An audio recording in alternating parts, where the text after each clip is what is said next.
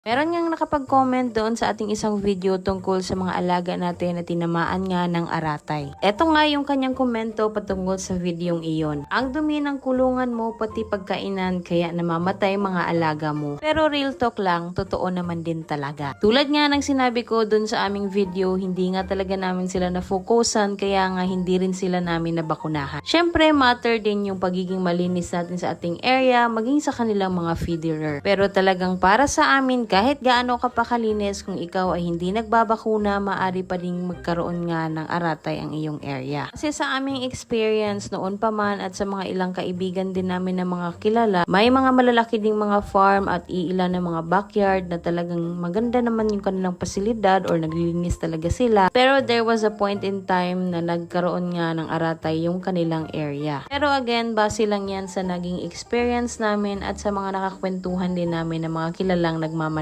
Sa lahat nga na nakakasubaybay sa amin dyan, dun pa sa aming YouTube channel, alam nyo kung gaano kami kasino at kasipag sa paglilinis ng mga area namin dito. Again, hindi talaga namin sila na-focusan, totoo yan, kaya naging ganito din yung aming area. Talagang makikita nyong napabayaan na rin talaga. Pero kung ikaw ay talagang malinis sa iyong area, good for you at masaya ako dahil ganun ang ginagawa mo sa iyong area. Sino ba naman sa mga alaga mo ang hindi matutuwa ng napaka-preskong area, diba? Nga pala sa mga nakikita nyo sa ating video ngayon, yan na lang talaga yung mga natitira sa amin na mga alagang manok. Pero syempre patuloy pa rin tayo kasi meron pa namang naiwan sa atin which is yung mga manok na alaga namin na nabakunahan din namin way before. Kaya kung isa ka sa nagtatanong kung meron bang mga dispose, again sinasabi ko na sa inyo ito, wala po kaming pang dispose dahil nga dadaanan kami ng aratay. At shout out din pala sa lahat ng taga Pampanga dyan na todo suporta dito sa atin. Syempre kung umabot ka nga sa punto ng video na to ay paki-comment na rin kung tagasan ka at nang malaman ko kung saan nga ba umaabot yung aming mga video. Nga pala kakapisa pa lang ng mga pato namin dyan kaya napaka-cute nilang tingnan. At syempre i-comment nyo na rin yan yung mga ilan yung katanungan tungkol sa aming mga alaga. Maraming salamat at ingat!